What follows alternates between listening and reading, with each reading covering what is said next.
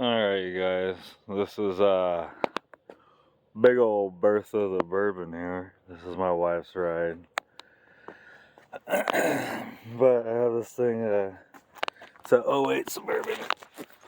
And I have a dual straight piped. Basically, it's got everything stock until right here there's like a muffler.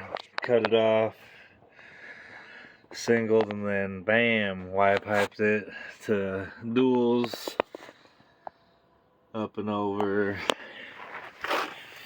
And then back here, I had chrome, just regular chrome tips on it, but